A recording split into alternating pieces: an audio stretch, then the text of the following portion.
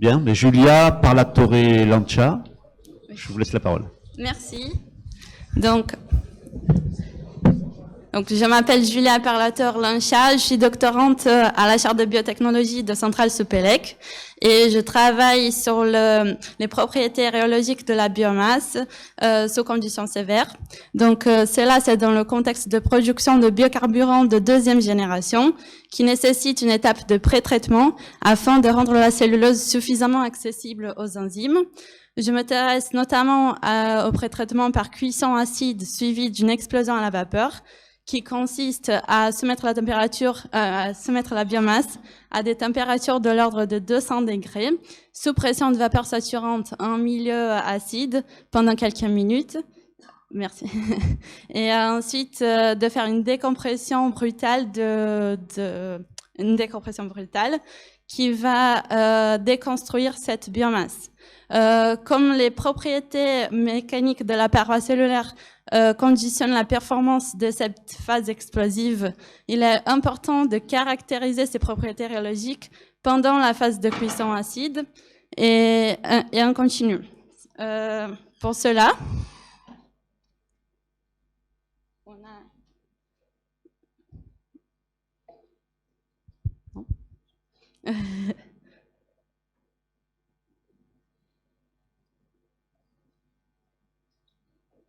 Merci. Pour cela, on a développé au laboratoire une machine d'essai mécanique en compression et pour laquelle le défi était d'avoir dans une seule et même enceinte deux environnements complètement différents. Donc d'un côté, on reproduit les conditions très sévères de la cuisson acide, c'est-à-dire une humidité relative de 100% et une température de l'ordre de 200 degrés. Et de l'autre côté, une ambiance une température faible et de l'air sec pour tout ce qui est instrumentation, notamment l'actionneur et le capteur de force. Donc cela est possible et on l'a fait. Venez voir mon poster le B1. Merci.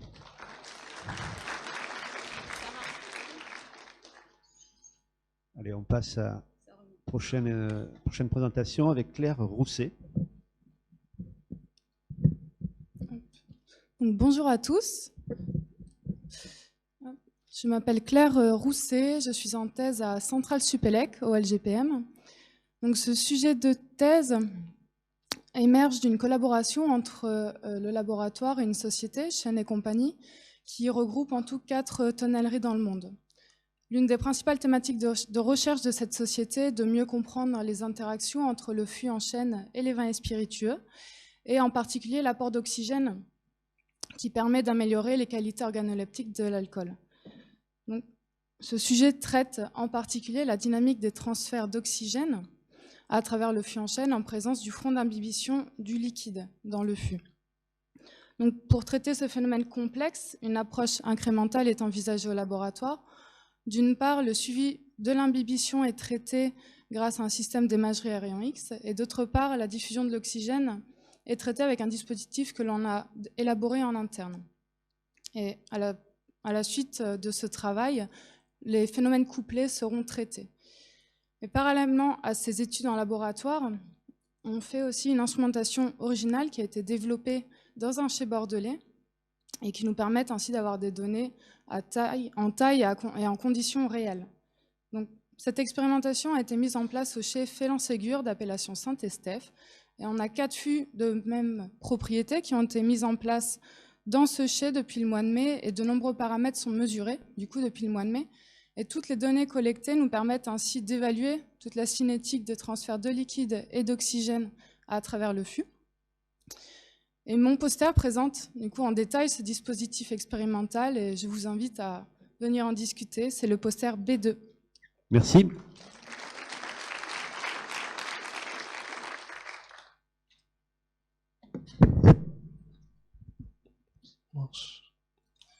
Solilam El Kabir. Oui, bonjour à tous, Soliman El Kabir, doctorant en 3e année au centre de génie civil d'Égletons et en codirection avec l'Institut Pascal à Clermont-Ferrand. Je travaille sur des problématiques liées à la mécanique de la rupture, Dans ce travail, l'objectif de ce travail en particulier, c'est d'étudier des configurations complexes de cas de front de fissure et de développer des modèles, enfin un modèle mathématique qui permet de prendre cela en compte. Donc, il y a deux points principalement originaux dans ce travail. D'un côté, il y a un modèle mathématique qu'on a développé qui permet de prendre en compte des cas de fissuration tridimensionnelle. Et de l'autre, il y a une démarche d'implémentation qui est basée sur 3 étapes de calcul. Une conception avec un outil dédié de conception, un outil plus un outil de maillage dédié, plus un outil de calcul que nous on utilise, qui est Castem dans le laboratoire. L'avantage de cette démarche, c'est que ça va nous permettre en fait de faire le lien entre nos modèles mathématiques et nos recherches qui peuvent paraître de nature fondamentale et des applications industrielles directes. Voilà. Si vous avez plus de questions, n'hésitez pas à venir me voir au B3. Merci. Voilà, merci.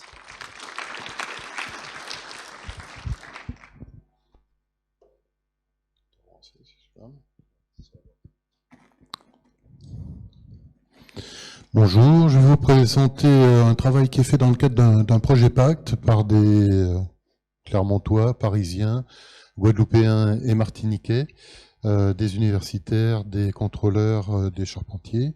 Alors comme on doit aller assez rapidement, finalement j'ai décidé de ne pas vous présenter le poster et de me limiter finalement au logo. Donc vous avez ici le contour d'une île. Sur cette île, donc c'est la Martinique en l'occurrence, Météo France nous fournit un certain nombre de données, température, humidité relative de l'air, etc.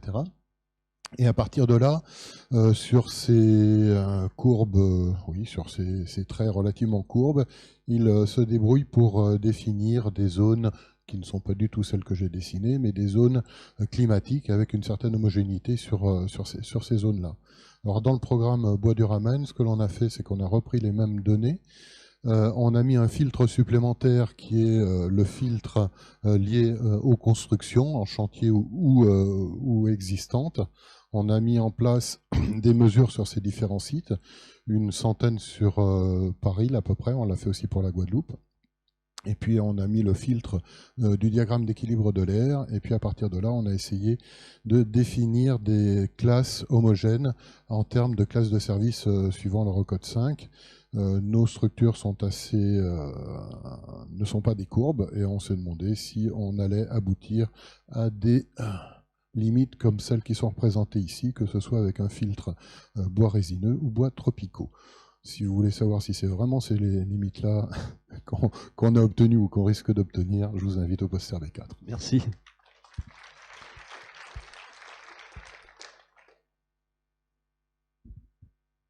Saifeddine Hamdi. Bonjour à tous, je suis Saifeddine de l'Institut Pascal de Clermont-Ferrand. Je vais vous présenter mes travaux dans le cadre du projet Climbois.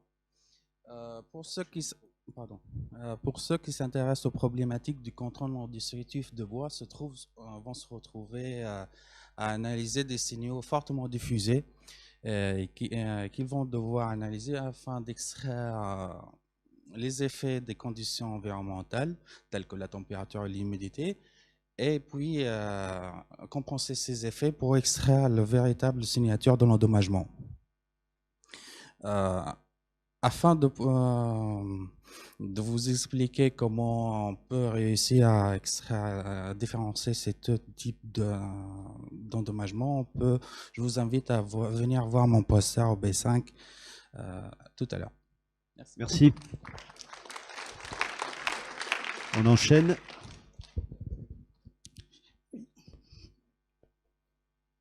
Avec Rostand. Oui, merci. Alors, tout le monde connaît un peu l'impact des effets climatiques sur les structures et le matériau bois. Alors, c'est d'autant plus inquiétant que si ces structures sont très massives.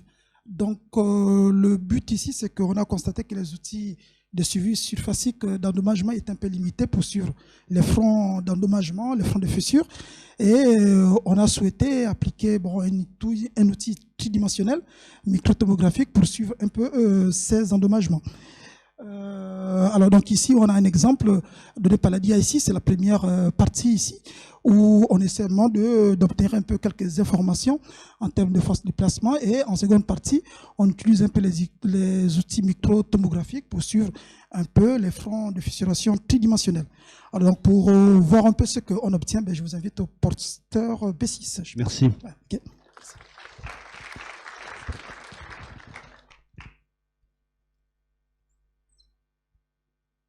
Bernard Odunga. Bonjour, je m'appelle Bernard Odunga, je suis doctorant à l'université Clermont-Auvergne, de l'Institut Pascal à Clermont-Ferrand. Et le travail que je vais vous présenter ici fait partie de mes travaux de thèse intitulés Fissuration de bois tropicaux, étude de la fissuration de bois tropicaux par méthode de champ. Et les enjeux de ces travaux sont liés à la forêt gabonaise, notamment qui regroupe à son sein une densité d'essences. Certaines d'entre elles ne sont méconnues et d'autres qui font l'objet d'une transformation locale depuis 2010. Les enjeux sont aussi liés aux populations et aux constructions locales, notamment à la difficulté de mise en œuvre, et des paramètres méconnus, notamment au niveau de la mécanique de la rupture. Et les objectifs donc de cette thèse sont l'étude de la fissuration des essences tropicales issues de la forêt gabonaise par la méthode de la grille. La méthode de la grille consiste donc à transférer une grille sur une surface à analyser et puis à suivre le comportement tout le long de l'essai. Et il faut reconnaître ici qu'on considère que la grille est solidaire, n'est-ce pas, de cette surface à analyser. Vous avez ici le dispositif expérimental utilisé pour les différents essais et les 4 de déplacement issus donc de cette technique de la grille qui vont nous permettre donc de ressortir l'ouverture de fissure et l'avancée de celle-ci, et enfin d'utiliser donc la méthode de la complaisance à déplacement imposé pour calculer notamment les différents taux de restitution d'énergie. Pour les résultats, je vous invite à venir voir le poster B7. Je vous remercie.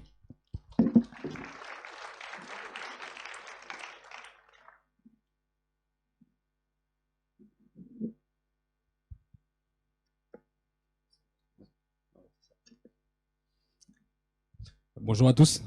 Voilà, je suis Claude Feldman Pamoudzengi. Alors l'étude que je présente s'intitule Influence des fissures sur l'évolution de la flèche des poutres entaillées soumises au fouillage en climat variable. C'est une étude qui rentre donc dans le cadre de la thèse que je prépare en co-tutelle entre l'Institut Pascal de l'Université de Clermont-Ferrand et l'école doctorale des grandes écoles de Libreville au Gabon. Alors l'utilisation du bois dans le domaine de la construction nécessite la prise en compte des différents mécanismes qui peuvent à court ou à long terme impacter le caractère mécanique intrinsèque du bois ou sa durabilité en structure. Pour ce faire, l'objectif donc de cette thèse ou de cette étude est de prendre en compte et de mettre sur place un dispositif expérimental et après un modèle numérique capable de prendre en compte les effets des changements climatiques, les effets de la sollicitation mécanique appliquée aux matériaux et les défauts du bois qui sont ici caractérisés par la propagation des fissures sur l'évolution donc de la déformation du matériau jusqu'à sa rupture. Donc le dispositif expérimental que nous utilisons pour suivre l'évolution de la déformation du matériau jusqu'à sa rupture représentés ici par ces différentes figures. Nous avons donc des poutres entaillées telles que présentées et des comparateurs qui nous permettent de suivre donc l'ouverture de la fissure et ainsi que la longueur de la fissure pour pouvoir prendre en compte ces paramètres-là et déterminer en fait la déformation du matériau jusqu'à sa rupture. Pour avoir plus d'informations, je vous invite donc à vous rapprocher du poster B8. Je vous remercie. Merci.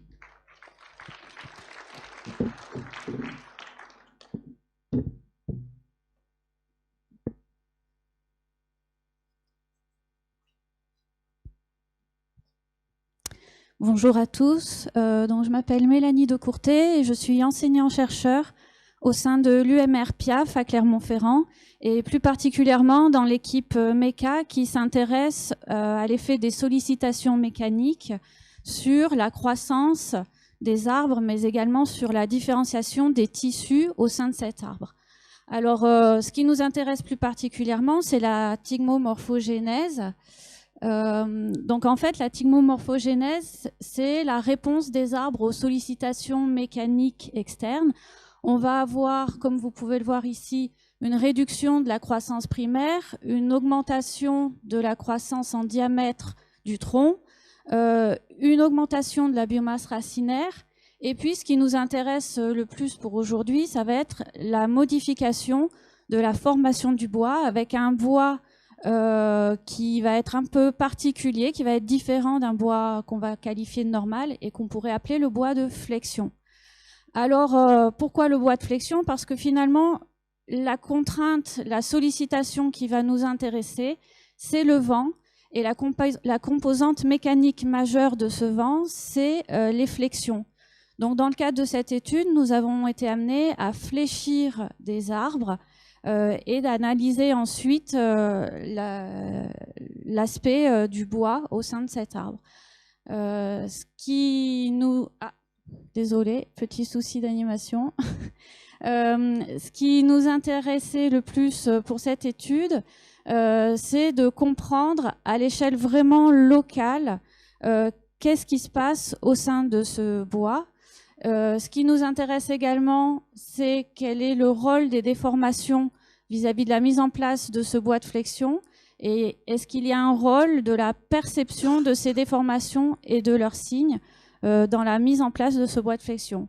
Et nous sommes allés jusqu'à étudier les acteurs moléculaires de cette mise en place. Alors ceci est le résultat d'une thèse qui est en train de se terminer, la thèse de Jeanne Roignan, pardon. Donc si vous voulez connaître un petit peu plus de choses sur cette étude, vous pouvez voir le poster B9. Merci. Prochain. Poster B10.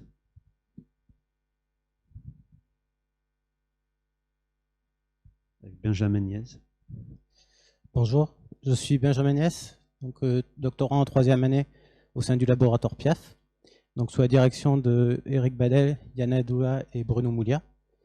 L'objectif de mes travaux de thèse, c'est de caractériser le réajustement des propriétés mécaniques et hydrauliques du bois formé sous contrainte environnementale. Donc pour cela, j'ai appliqué des stimuli contrôlés à de jeunes peupliers pendant 5 mois. Donc des stress mécaniques qui consistent à des flexions contrôlées des tiges de peuplier et où on les a soumis à des stress hydriques. Et à partir de ces échantillons, j'ai pu caractériser l'impact de ces stress sur la formation et les propriétés du bois qui en résultent. Pour la caractérisation des propriétés, donc j'ai fait une étude globale, donc une étude des propriétés de tiges, mais également une étude locale de propriétés, c'est-à-dire que je me suis intéressé au bois, uniquement au bois qui a été formé sous contrainte environnementale. Et pour que ce soit pour les impacts sur la formation du bois ou sur les propriétés mécaniques, j'ai obtenu des résultats qui sont très intéressants et que je vous propose de voir sur mon poster B10. Merci.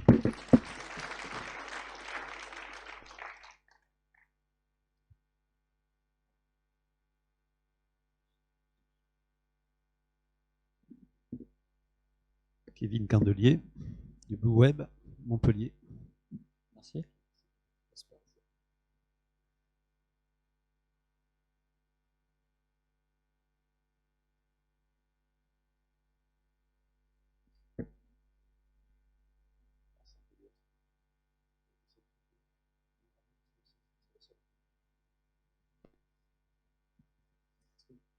Donc merci, bonjour à tous. Donc Kevin Candelier de l'unité BioWeb du CIRAD Montpellier. Donc cette année, je vais présenter un poster qui traite de deux systèmes analytiques qui permettent de déterminer les compositions minérales des biomasses, donc l'ICP et le MPAES. Donc en fait, c'est deux méthodes qui fonctionnent par torche à plasma. Donc en gros, on va chauffer à plus de 5000 degrés nos échantillons. Donc ça va exploser toutes les molécules. Et après, par détection optique, on peut analyser les différents composés minéraux, donc qui sont principalement pour nous caractérisés comme des contaminants. Donc tout ce qui va être cuivre, zinc, arsenic, chrome.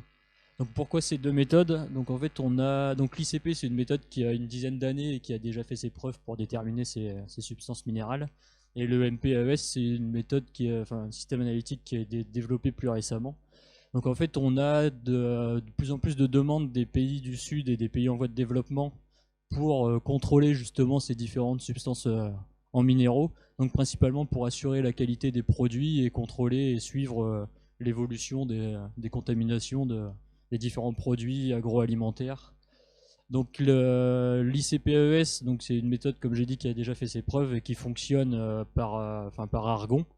Et donc ça, c'est un système qui est compliqué et qui est coûteux pour les pays en voie de développement, donc principalement par le coût excessif de l'argon et les problèmes d'approvisionnement.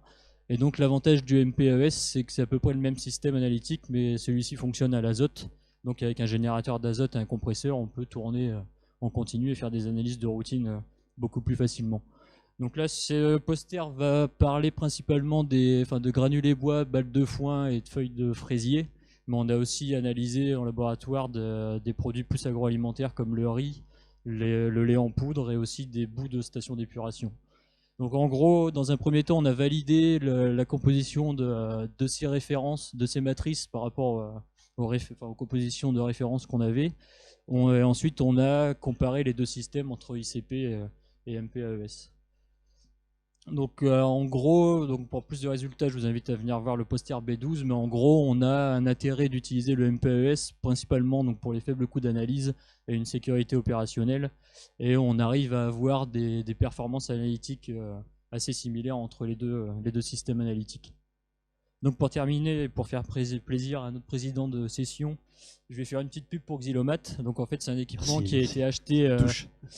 C'est un équipement qui a été acheté via la plateforme Xylomat et donc qu'on met à disposition de tous les membres de cette plateforme. Merci. Merci Kevin. Alors, je vous recommande le poster. Hein. Alors Jean, Gérard, du web.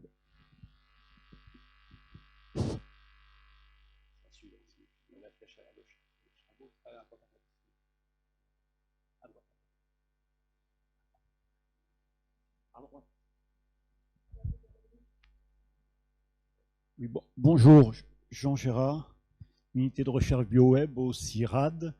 Voilà, un des objectifs de cette étude sur les prix du tech, c'était de faire le lien entre l'évolution des prix des techs de forêt naturelle, essentiellement des techs du Myanmar, évolution liée à l'offre et la demande, tout simplement, faire le lien avec les fluctuations des prix des techs de plantation, essentiellement d'Afrique de l'Ouest et d'Amérique latine.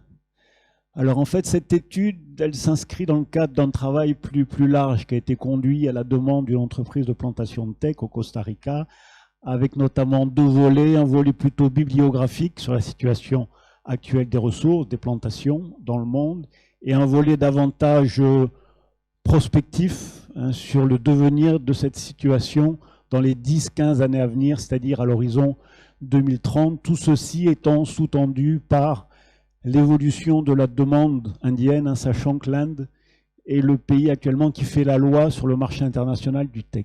Voilà, donc voir le poster B13, je crois qu'il me reste quelques secondes, donc je vais en profiter pour faire un peu de publi-information, ça ne mange pas de pain. L'année dernière, je vous ai parlé de la sortie de notre atlas des bois tropicaux en format papier électronique, distribué par le Quae. Cette année, c'est la version en anglais qui sort, d'ici la fin de l'année, incessamment sous peu, uniquement format électronique, PDF ou EPUB, toujours disponible auprès du Quae. Merci. Merci Jean. Un tarif préférentiel pour les membres du GDR? Un tarif préférentiel pour les membres du GDR? Oui, non, tout se discute, il n'y a pas de prend toutes les devises et quand ça paye en liquide, c'est encore moins. Allez, on enchaîne. Bonjour, Alban Guyot, de l'équipe BioWeb du CIRAD. Je vous présente une petite étude comparative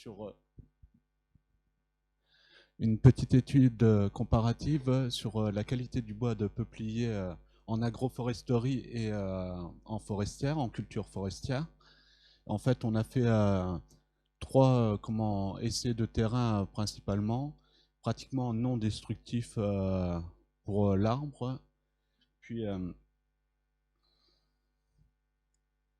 en fait, on voulait valoriser en fait la culture de peuplier en agroforesterie pour mettre en avant cette culture qui est très bien. Pour plus de résultats, je vous invite au poster B14. Merci. Merci. Bernard.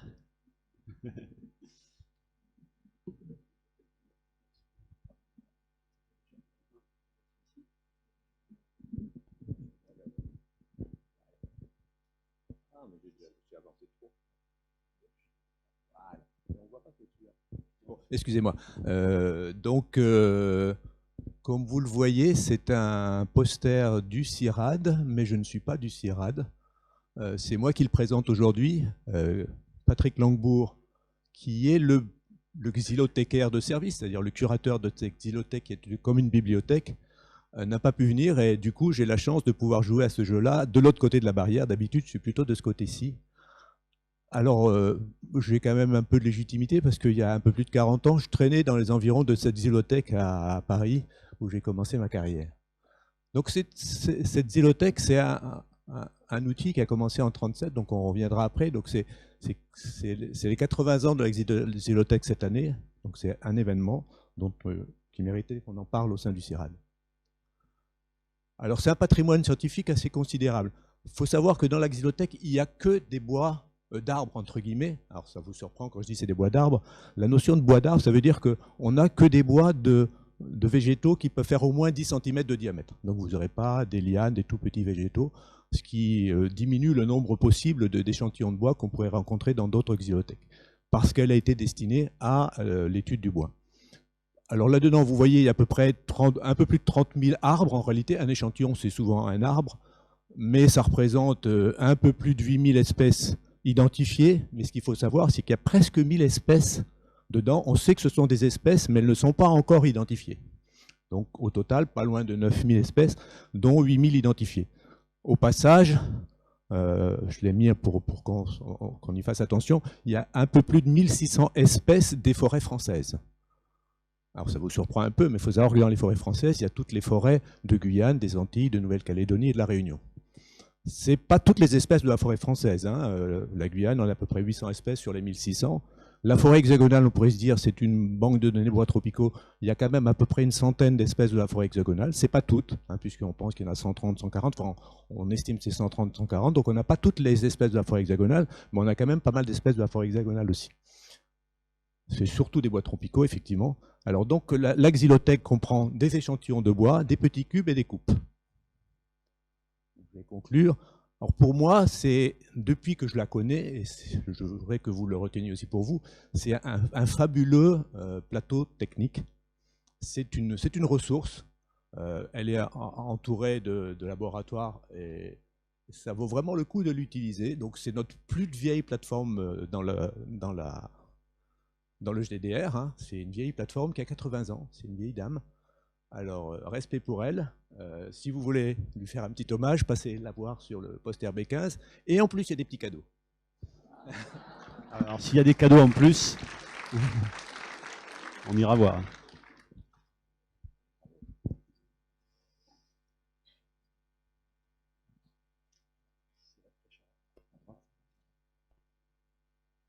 Bonjour. Donc Sébastien Paradis de l'UR BioWeb. Je vais vous parler du projet Archiwood, qui est un projet de numérisation, mais aussi qui est le nom du jeu de données qui a été produit par ce projet au final. Ce projet est issu d'un constat simple, c'est qu'on a beaucoup de collections analogiques. au CIRAD, donc la xylothèque dont a parlé Bernard, mais nos collègues de l'UMR AMAP qui sont des modélisateurs ont aussi des herbiers ou des vieux cahiers de terrain remplis de croquis, de notes, etc. Donc toutes ces données sont analogiques et dorment dans nos laboratoires, nos bureaux, nous servent de référentiel scientifique ou encore pire, ne servent à rien du tout. Donc on s'est dit c'est dommage, on pourrait en faire profiter la communauté scientifique. On a profité d'une opportunité qui était un appel à projet de la BSN, un appel à projet en numérisation. Bien sûr, donc la xylothèque, vous avez vu, c'est plus de 8000 espèces, des 30 000 échantillons, donc il était utopique de vouloir numériser l'intégralité de nos collections. Donc on a procédé à une sélection. Les scientifiques ont identifié la région de Madagascar comme sous-ensemble. Donc on s'est focalisé sur des données qui traitent de Madagascar pour diverses raisons. La principale, c'est que Madagascar est un spot de biodiversité remarquable, évidemment. Donc nous avons procédé à la numérisation, à la production de métadonnées. Le jeu de données se compose au final de photos, de photos scannées, de diapositives scannées, de coupes anatomiques scannées à plusieurs grossissements, des croquis de Francis Allais, qui est un botaniste renommé, etc. Donc au final, pour un total de 3600 documents qui recouvrent 250 espèces. Donc c'est un jeu de données assez unique en son genre et on espère qu'il servira pour d'autres recherches, à des botaniques ou autres scientifiques. Il est diffusé sur Internet, sur Zenodo, téléchargeable, et voilà, au plaisir d'en discuter avec vous au poster B16. Merci. Merci.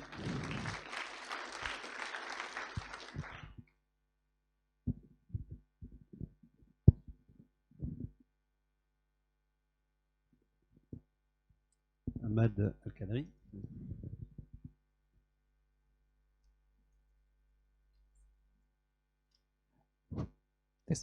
Bonjour à tous, je suis Ahmad Al-Kadri, je suis doctorant de deuxième année. Je fais ma thèse, cette thèse, au LMGC, Laboratoire de mécanique et génie civil Montpellier et Henry Selmer Paris. Ma thèse, je me concerne sur le séchage du bois tropicaux. Il s'appelle Grenadille ou Ébène Mozambique, il vient d'Afrique. Et l'objectif, ça c'est pour caractériser les propriétés microstructures, hygromécaniques, acoustique mécanique, tout mécanique. Tout ça pour élaborer ou faire une méthode séchage ou stockage optimisé. C'est Henry Selmer Paris.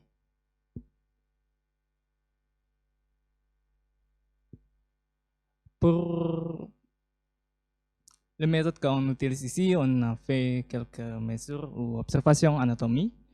On a fait aussi le suivi de masse, changement de masse ou changement de teneur équilibré. On a fait aussi la modélisation avec le modèle Krang. Ça, c'est un modèle qu'on a utilisé maintenant. Mais en fait, on va utiliser quelques autres modèles de diffusion parce que ce modèle-là, ça correspond seulement avec la diffusion. Comment on dit? Ah oui, unidimensionnel. Diffusion unidimensionnelle, ça veut dire juste une direction longitudinale, radiale ou tangentielle. Mais pour clarinette, on voit là-bas, la forme, c'est pas juste une direction, ça c'est un cylindrique. Alors on va utiliser ou modifier ce modèle un peu. Et après, on va faire aussi quelques essais avec Fibris, caractérisation acoustique et beaucoup d'autres choses. Pour l'instant, on n'a pas encore beaucoup de résultats. On a quelques coefficients de diffusion, on a validé quelques modèles et on a obtenu aussi quelques jolies photos, peut-être. Si ça vous intéresse, viens me voir à poster B17. Merci. Merci.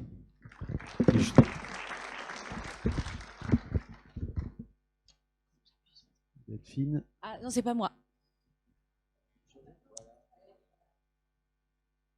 Donc, bonjour à tous. Donc, moi, je suis Capucine Carlier, je suis ingénieure de recherche au LMGC. Je viens vous présenter les travaux d'Anna Duplex et de Delphine Julien, qui sont partis du constat que les colonies d'abeilles aujourd'hui sont en déclin et qu'il n'y a pourtant aucune étude sur le matériau. Donc, elles se sont posé la question de savoir si on avait des interactions entre le matériau et les abeilles. Et pour ça, elles étudient trois grosses pistes. La première qui est basée sur les propriétés physiques du bois et donc où elle caractérise les variations de température et d'humidité à l'intérieur de la ruche. Une deuxième piste plutôt basée sur les propriétés chimiques du bois où on cherche à savoir si les composés volatiles, si les varrois sont sensibles à certains composés volatiles du bois. Et puis une dernière piste de recherche sur les représentations du matériau par les apiculteurs.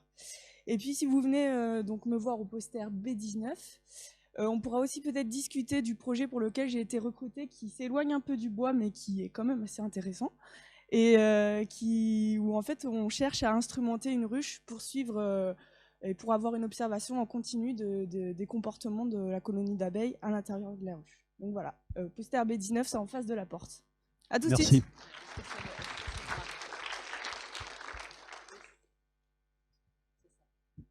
Sandrine. Oui, bonjour. Donc, moi, je suis Sandrine Bardet du LMGC, maître de conférence. Je vous présente un travail que j'ai réalisé avec Marie Capron, qui maintenant est à l'ESRF, mais nous étions à ce moment-là toutes les deux à l'université de Nagoya.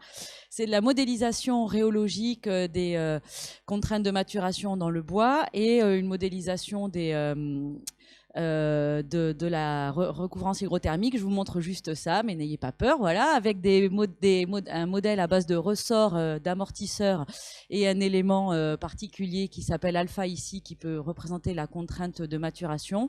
Et bien, on peut modéliser l'état mécanique, l'état du bois dans l'arbre juste après la maturation, juste après sa fabrication. On peut modéliser ce qui se passe au moment de la coupe lorsqu'on met la contrainte à 0, et on peut modéliser ce qui se passe au moment d'un étuvage, c'est-à-dire lorsqu'on fait la recouvrance hygrothermique, voilà, en jouant sur le fait que les amortisseurs sont plus ou moins mous à certains moments de la vie du bois. Voilà, c'est le poster B18.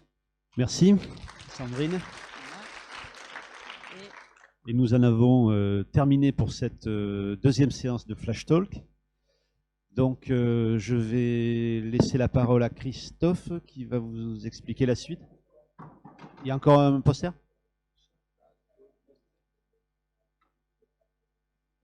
Ah, d'accord. Oui, ok, d'accord. On vous laisse la parole, on a un peu de temps. Donc, vous êtes...